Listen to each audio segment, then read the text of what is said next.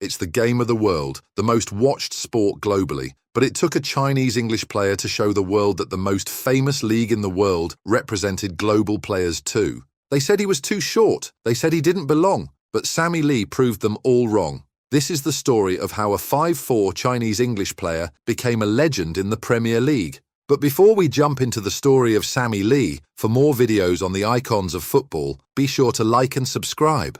Football isn't just a mere game, it is a way of life. Sammy Lee was a player from a diverse background, one not usually seen in football. Born into a British-Chinese family, he had all the markings of a die-hard fanatic of the game, but he would be the first from his community to make it as far as he did. Go to any continent in the world and you will find die-hard fans of the sport willing to shed their blood for the game.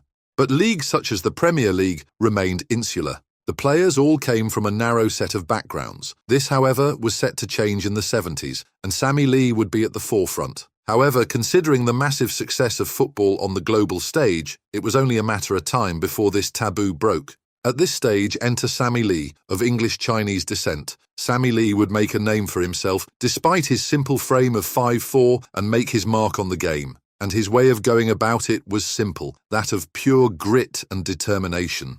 Now, we aren't talking about basketball, where height is the make-all-be-all for players. Plenty of players with less than ideal heights have reached success in football, but it's undeniable that height is an added benefit in a game requiring as much physical strength as football. Sammy would find it difficult when it came to him to make headers or to simply tower over the opposing team. He simply did not have the height advantage that many others around him did and would have to work twice or thrice as hard as a result. He knew he was up against, and he knew the only way to counteract this was to be better than the others.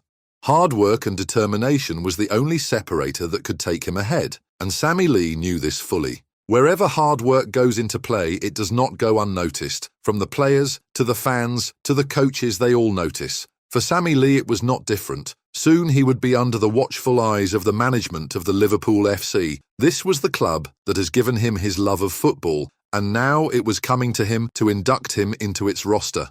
It must have felt like homecoming for a player who had just started his career. Sammy Lee would join the Liverpool lineup, and it is here that he would make the most impact of his sporting career. His long stint with Liverpool FC in the 70s and 80s would leave him an icon of the club and one of the most fondly remembered members of their lineup in the era.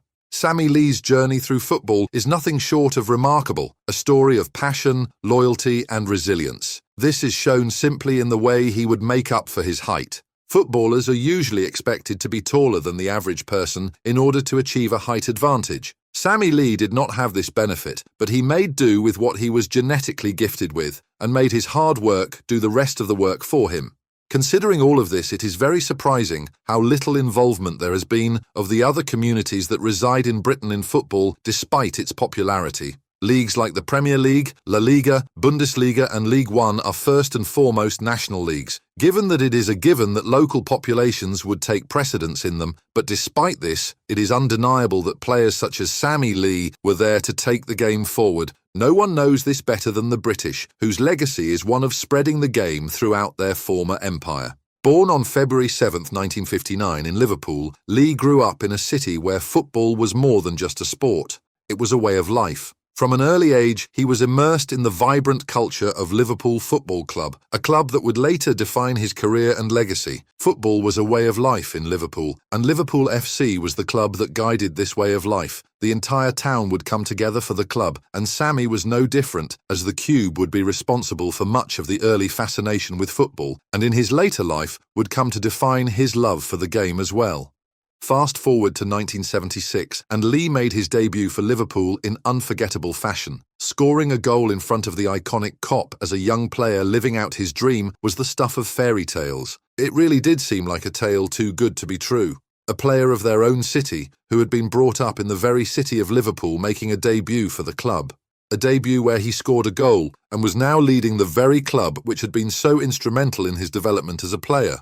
Sammy Lee quickly established himself as a key midfielder during Liverpool's golden era, becoming an integral part of one of the most successful teams in football history. Over the next decade, Lee helped Liverpool secure an astonishing 10 major trophies, including 3 consecutive league titles and 2 European Cups. This was in one of the prime periods of the history of Liverpool. It was during these years that the club seemed unfabulous to anyone in the league. The Premier was one of the toughest legumes in Europe. Almost every club had an equal shot at the league. Yet despite this, many would falter because they couldn't break the one simple thing was demanded of a club: consistency. With Sammy Lee, they had this consistency. Year after year, Liverpool was able to maintain this legacy of its where even if this performance wobbled, it would come back stronger. His contributions were vital during the club's most dominant years, particularly during the 1983-84 season when Liverpool claimed their fourth European Cup. Time after time, the club established itself as an entity that was amongst the most successful in Britain, and with this success was Sammy Lee. That season, Lee played every game, showcasing his skill, determination, and unwavering commitment to the team.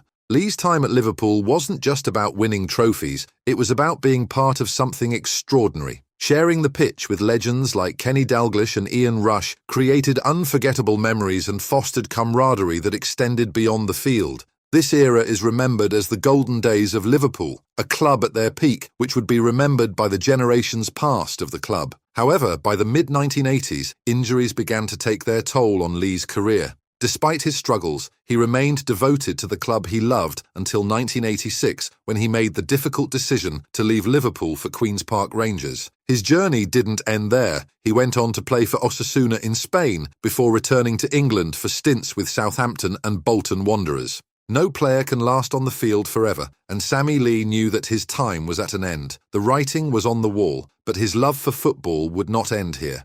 He knew that he still had much left to give to the game. Here would begin the coaching career of Sammy Lee. He would return anew to the field, but this time as the one who would guide the players. This career would see him going back to the club that had made his name, the club in whose hallowed halls he is still remembered fondly, and where he is seen as a sign of the golden era of the club. This was the return of Sammy Lee to the hallowed halls of Anfield. Sammy Lee would make a return to Liverpool, but this not as a player, but as a teacher for the younger generations, to inspire them, to build up the new generation of the club who could take his place. These players would take the mantle and lead the club anew. When Lee's playing days came to an end, his passion for football remained as strong as ever. He seamlessly transitioned into coaching, returning to Liverpool to begin this new chapter of his career. Over time, he worked under some of football's most respected managers, including Sven-Göran Eriksson and Rafael Benitez. Each role deepened his understanding of the game and allowed him to develop a unique coaching style that combined tactical knowledge with empathy for players. Lee became known for his ability to nurture young talent and inspire those around him with his infectious enthusiasm. Lee's love for the club was genuine, and his history with not only the club but the city meant that whatever he said came from a place of genuine understanding and love. Being able to bring their childhood club to its peak is a dream few can fulfill, yet being able to do it all over again now, in the form of a coach, is a chance that little few have gotten. Sammy Lee would be the rare individual who gets to experience both of these. Lee initially served as the reserve team manager at Liverpool, where he honed his skills and gained valuable experience. His dedication and understanding of the game earned him respect within the club, leading to promotions under subsequent managers like Roy Evans and Gerard Houllier. He became an integral part of the coaching staff, contributing to Liverpool's success during a transformative period for the club. In 2001, Lee expanded his horizons by joining Sven-Göran Eriksson's England coaching setup. This role allowed him to work with some of the best talents in English football and further develop his coaching philosophy. He balanced this position with his responsibilities at Liverpool until he transitioned to a full-time role with the national team in 2004. Lee's managerial journey took a significant turn in 2005 when he became assistant manager to Sam Allardyce at Bolton Wanderers. His time at Bolton was marked by a promotion to head coach in 2007, although his tenure was short-lived. He returned to Liverpool in 2008 as an assistant manager under Rafael Benitez, where he played a crucial role in the club's strategies and player development. After leaving Liverpool in 2011, Lee continued to build his coaching resume. He took on various roles, including assistant coach at Southampton under Ronald Koeman in 2014. His ability to adapt and thrive in different environments showcased his versatility as a coach. Throughout his coaching journey, Lee demonstrated that football is not just about tactics, but also about relationships. He built strong bonds with players and staff alike, leaving a lasting impact wherever he went. His experience as both a player and coach enriched his perspective on the game and solidified his reputation as one of football's great minds. Even today, Sammy Lee remains deeply connected to Liverpool FC as a loyal supporter and ambassador for the club. Reflecting on his journey, he often speaks with heartfelt gratitude about what Liverpool means to him. His story is not just about personal achievements, but also about loyalty to the sport he loves and the community that shaped him. Sammy Lee's legacy goes beyond statistics. It is a testament to living one's dream while giving back to something bigger than oneself. As we look back on Sammy Lee's life and career, we see more than just trophies and accolades. We see a man who embodied the spirit of football at its finest. From his early days as a young boy, watching matches at Anfield, to becoming a key figure in Liverpool's history and beyond, Sammy Lee's story continues to inspire future generations of players and fans alike. His undeniable mark on football will forever be remembered every time fans sing at Anfield or celebrate the beautiful game he dedicated his life to. For more videos on the icons of football, be sure to like and subscribe.